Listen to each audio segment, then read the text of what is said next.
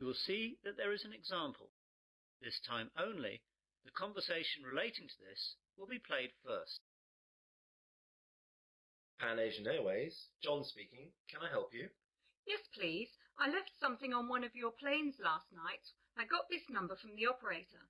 Is this the right number to call? Yes, madam. This is the right number. I just need you to tell me your name to start with, so I can fill out a lost property form. Kirsty Allen. That's Kirstyallen.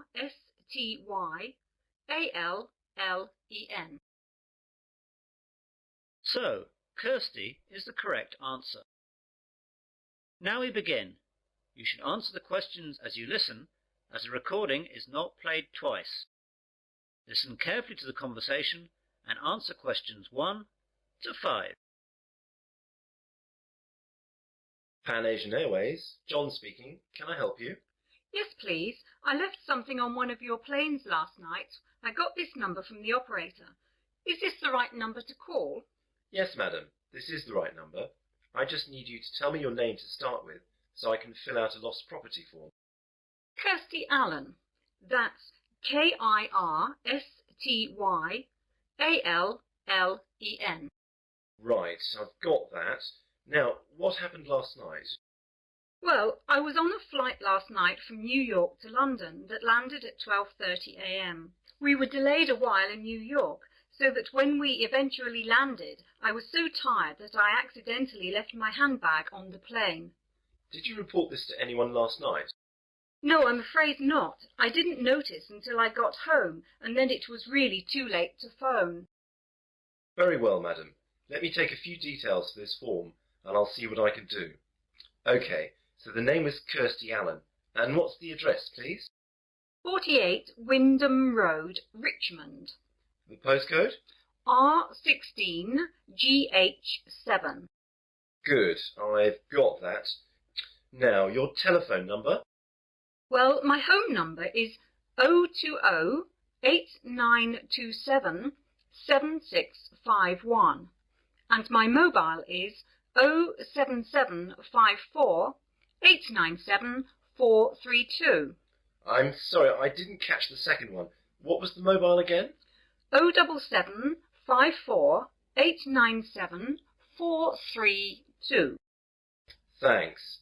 Now, do you know the flight number of the plane you were on last night? Oh, yes. Hang on a second. I've got my boarding pass stub right here. The flight number was PA356. No, I'm sorry, PA365. That's it, 365.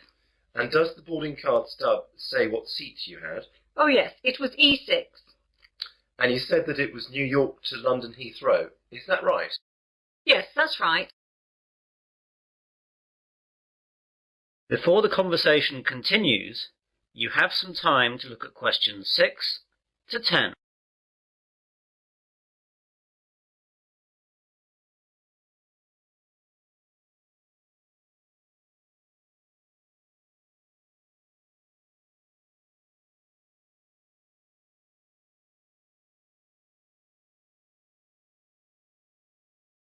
Now listen carefully and answer questions 6 to 10.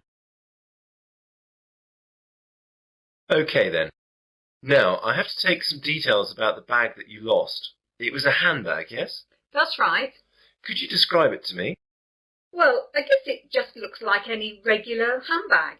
It's very dark red with black handles, and the catch on the top is gold-coloured. Does it have any distinguishing marks? Not really. It's quite new, you see, so I haven't scratched it or anything. It's got a brand name, but that's just inside the bag when you open it, under the catch. OK. Now, can you tell me what was inside the bag? Quite a few things, actually. Not my passport, of course, or I would never have got out of the airport. My purse is inside, and that's got about $200 and about £70 cash.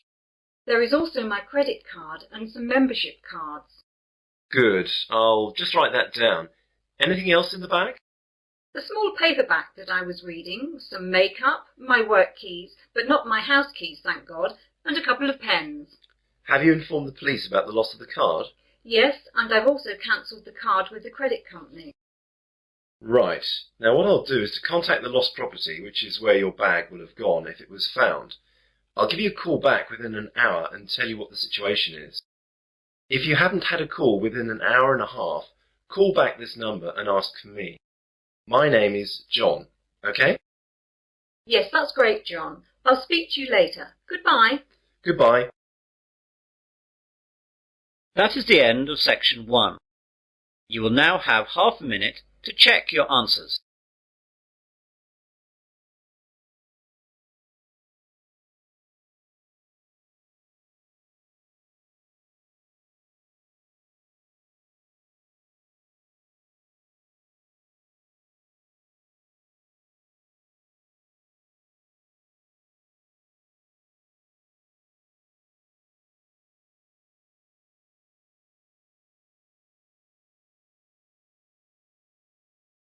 Now turn to section 2. Section 2. You will hear a man giving a welcome speech to new students at the University of Wesley. First, you have some time to look at questions 11 to 14.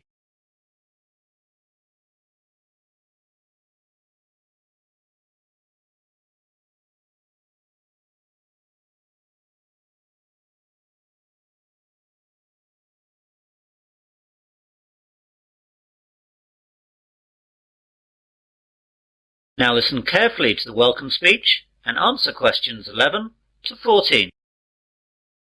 Hello and good afternoon. My name is John Walker and I'd like to welcome you new students to the University of Wesley. What I'm going to do today is just explain to you some of the facilities that you'll find here on our main campus and where you'll find them. If you look at the map on the overhead projector, let me talk you through some of the locations before describing some of them in more detail. Well, at present we're in the university's main lecture hall. If you go out of the main front entrance, then you will see opposite across the car park the entrance for the focal point of a lot of university life for most students. This is, of course, the Students' Union. About 150 yards on the left of the Union, as you look at it from here, is another focal point for the students, though not as popular as the Union, the University Library. Behind the library is the main university refectory, where many students eat both lunch and dinner. On the other side of the Union is the college chapel, and behind that there is a small hall of residence. There are 3 other halls of residence behind the Students' Union. Behind the hall that we're in now is the sports hall and grounds, and either side of us are academic departments with lecturers' offices, lecture halls, and various labs. You'll find it all a bit confusing at first, but you'll get to know your way around fairly quickly. You now have some time to look at questions 15 to 20.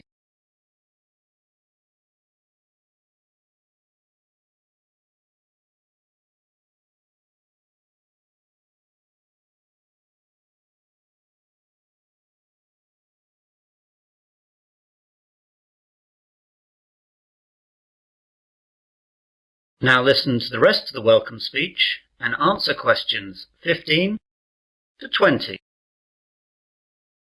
I'd like now to talk about a few important places on the campus. All students must belong to the Students' Union if they wish to use any of its services.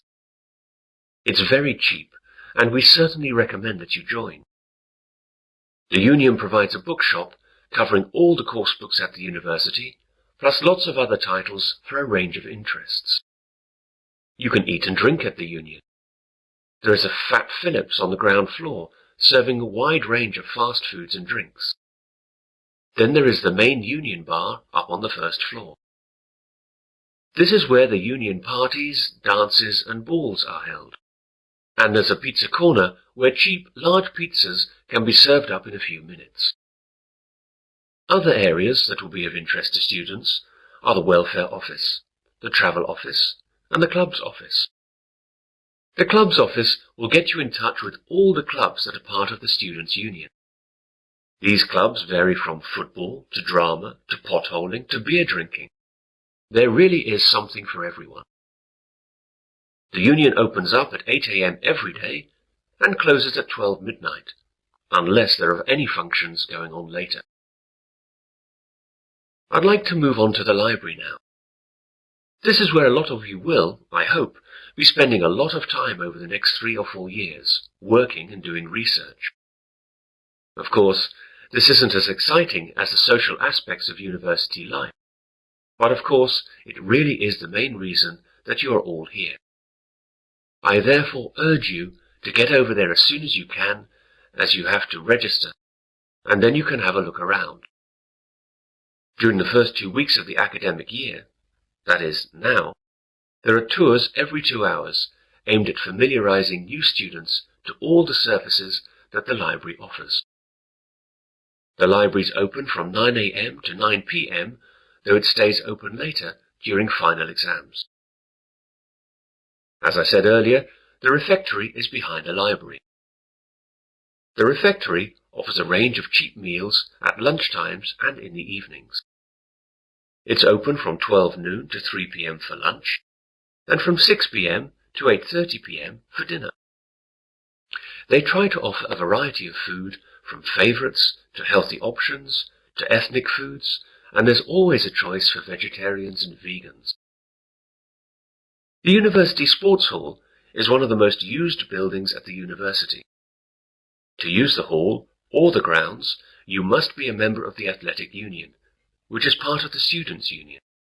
Again, this costs very little, and will allow you to use all university sports facilities, represent university teams, and it fully insures you during your membership of the Athletic Union. This is really excellent value. For departments and academic facilities, there isn't enough time to go through all of them, but your respective departments should furnish you with maps and information that will satisfy your needs. For all services offered at the university, I recommend that you purchase a Discount Plus card.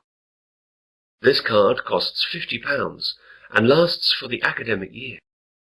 It will then give you discounts on all services at the university. For instance, a £4 meal at the refectory would be reduced to £2.50. It will also give you free usage of the late-night minibus that the university runs to places off campus, which normally costs £1. You can see that it wouldn't take very long to make it worthwhile. The cards can be bought at the Students' Union. Well, that's what I have to say for the moment. Now, are there any questions? That is the end of section 2. You will now have half a minute to check your answers.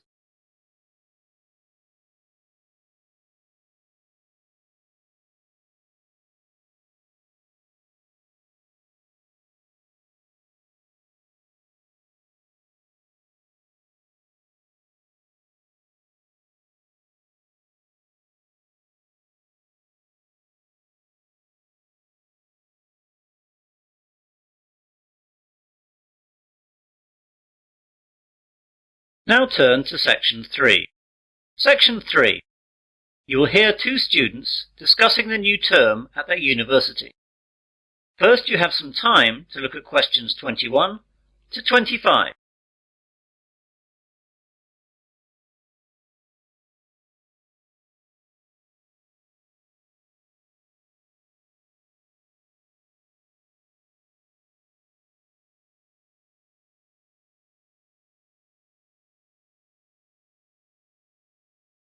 Now listen carefully and answer questions 21 to 25. Hey John, I didn't know you were here at university yet. When did you get here? Oh, just yesterday, Thursday.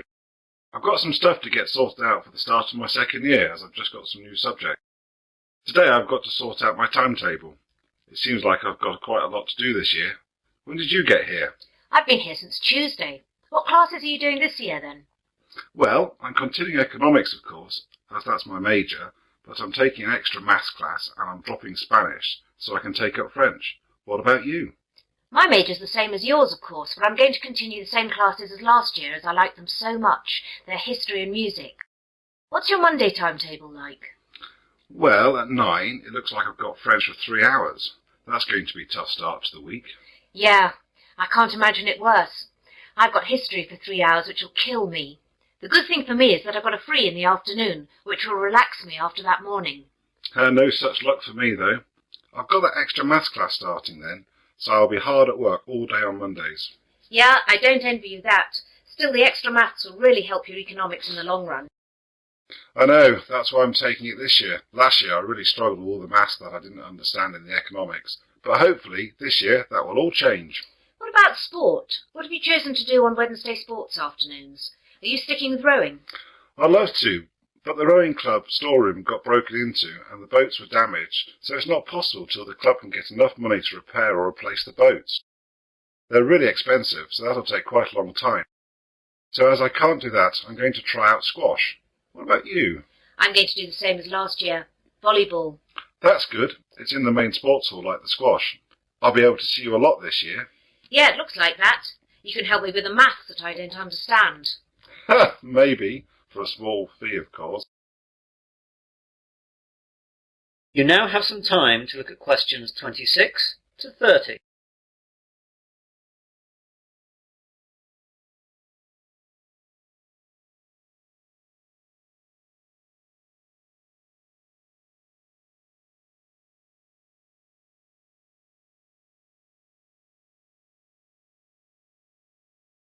Now listen to the rest of the discussion and answer questions 26 to 30.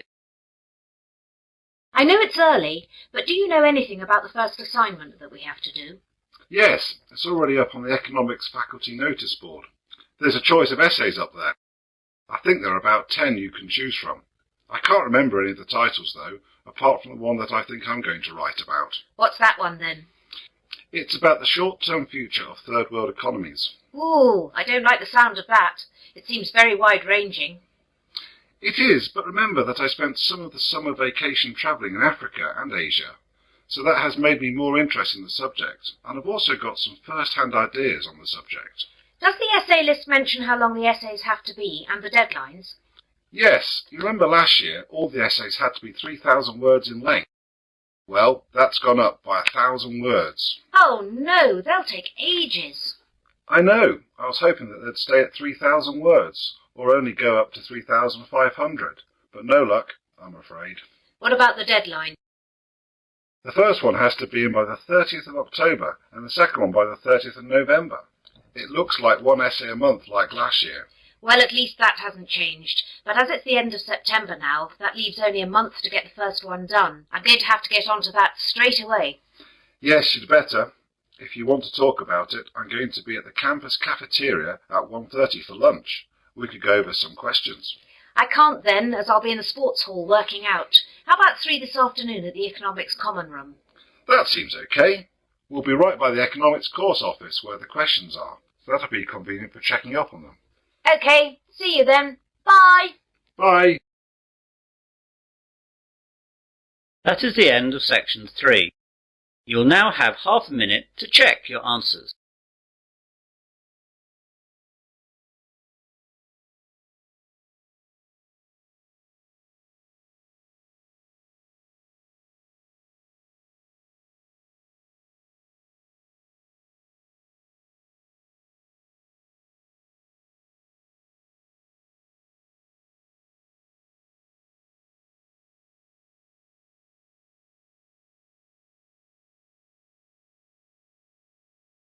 Now turn to section 4.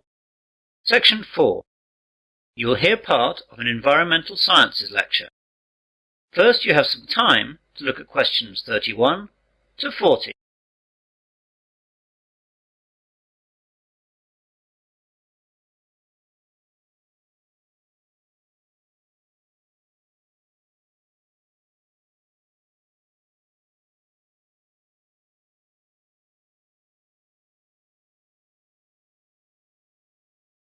Now listen carefully and answer questions 31 to 40. Good morning, everyone. My name is Professor Wilson, and I'm lecturing you today as part of your Environmental Sciences course. Part of this course is concerned with pollution issues in our world today, and part of this lecture we'll look at some of the ways that the oil industry has developed to deal with oil spills around the world. Oil tankers are the largest ships to sail in the ocean. For countries such as Japan that have no oil deposits of their own, tankers are the only way that oil needed to power their economies can be moved. They are designed to hold millions of barrels of crude or refined oil in reasonable safety and without damage to the environment. When oil is released from these ships, the oil spreads out over the surface of the water in a large slick. These oil slicks can cover hundreds of miles and they cause huge environmental damage. Oil is released for varying reasons. Accidents while loading and unloading and deliberate spills account for many slicks today, but it is ships hitting other ships or rocks which is the major cause of slicks. Because oil slicks are so damaging to the environment, numerous ways of containing them and cleaning them up have been developed. In previous years, slick cleaners would sometimes try to set fire to the slicks and burn them off, but that is rarely done nowadays because, surprisingly, nearly all oil slicks consist of compounds that aren't flammable. Combustibility comes after refining. The 4 ways of cleaning up oil spills that we'll look at today are as follows: the containment boom, chemical detergents, the sponge, bacteria. The containment boom is the most common method of cleaning up after an oil spill. Barriers are erected in the water and the oil is then sucked up. Basically, a containment boom is just a large float that surrounds and contains the slick. This method is cheap and straightforward, however only functions in very calm seas. Another method to clean slicks is to spray detergent solution from airplanes or boats directly onto the spill. Depending on the detergent, 2 things can happen. One possible result is that the oil can break up into clumps, which sink to the bottom of the ocean. Although these clumps are themselves hazardous, the problems caused by the clumps are much easier to deal with than the problems caused by oil slicks. The other possibility is that the oil then breaks down into tiny droplets, which are soon spread and become harmless. This method is well suited to dealing with the larger slicks. A negative aspect is that often the chemicals remain in the water, and they can kill fish and other marine life. A Berlin-based company has developed an alternative method for cleaning up oil spills. Eco-Carbon has invented a giant sponge made of lignite resin that sucks up the oil, preventing it from harming the environment. The sponge comes as a mat, which contains crushed coal, whose small granules can soak up large amounts of oil. The process is safe and cheap.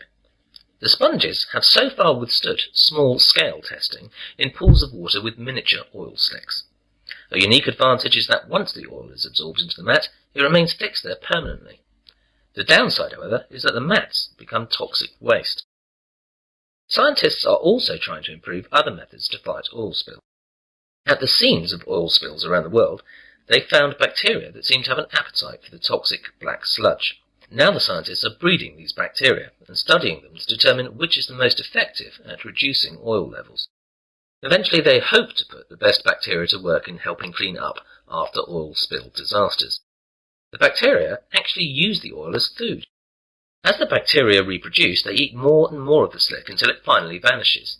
Eventually this method should be cheap, easy to administer, and be completely eco-friendly, as when the slick is gone, the bacteria's food source is gone, and they die, leaving nothing behind at all. So far, this method has no discernible drawbacks. Well, that's the end of the section of the lecture on cleaning up spills. This subject is an optional essay for your course. You'll find the reading lists and essay questions on the faculty notice boards along with the deadline for submission. If you choose it, seminars will be held at a later date. That is the end of section 4. You'll now have half a minute to check your answers.